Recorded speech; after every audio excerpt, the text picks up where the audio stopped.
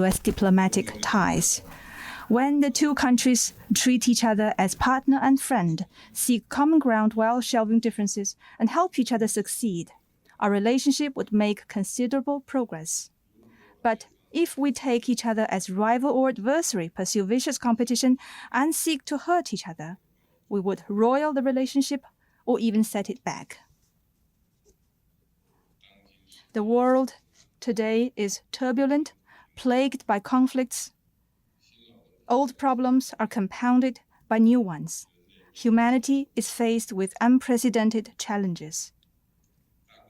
Major country competition should not be the underlying logic of the times. Only solidarity and cooperation can help humanity overcome current difficulties. In an age of flourishing sci-tech revolution, neither decoupling nor supply chain disruption is the solution.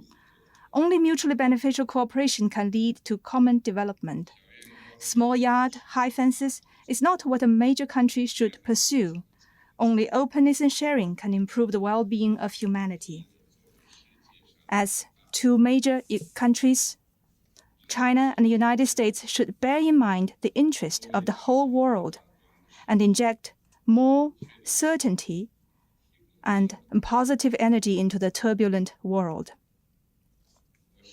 It is my consistent belief that as the world's most important bilateral relationship, a stable China-US relationship is critical not only to the interests of the Chinese and American peoples, but also to the future and destiny of the entire humanity. The two countries should bear in mind the well-being of the two peoples and the common interests of the international community. Make the wise choice. Keep exploring the right way for two major countries to get along well with each other and realize the long-term peaceful coexistence of China and the United States on this planet. The United States has recently concluded its elections. China's goal of a stable, healthy, and sustainable China-US relationship remains unchanged. Our commitment to mutual respect, peaceful coexistence, and win-win cooperation as principles for handling China-US relations remains unchanged. Our position of resolutely safeguarding China's sovereignty, security, and development interests remains unchanged. Our desire to carry forward the traditional friendship between the Chinese and American peoples remains unchanged. China is ready to work with the new U.S. administration to maintain communication, expand cooperation, and manage differences, so as to strive for a steady transition of the China-US relationship for the benefit of the two peoples. I look forward to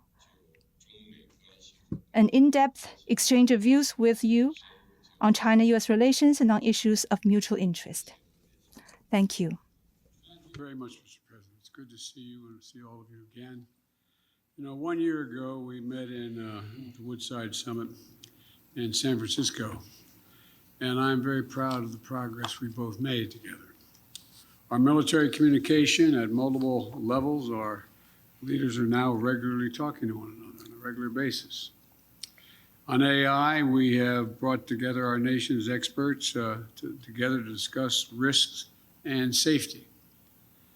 Our counter-narcotics, on that issue, we resumed cooperation, and I want to note, in my country, Mr. President, overdose deaths are coming down for the first time in 5 years.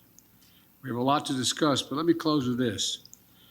For over a decade, you and I have spent many hours together, both here and in China and in between.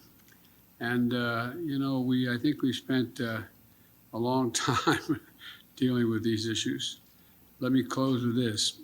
I think I once had to count up the number of hours you and I spent alone together.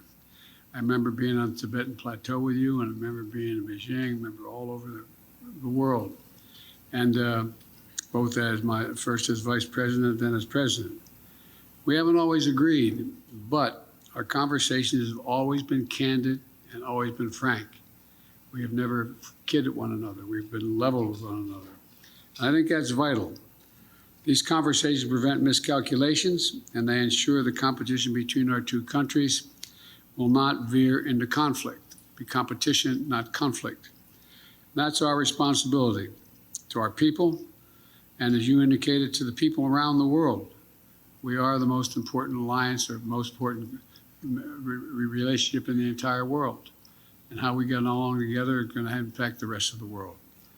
And so, our two countries cannot let any of this competition veer into conflict. And as I say, that's our responsibility. And over the last 4 years, I think we've proven it's possible to have this relationship. And so, Mr. President, I'm anxious to get our meeting started and discuss the issues we have remaining. Thank you.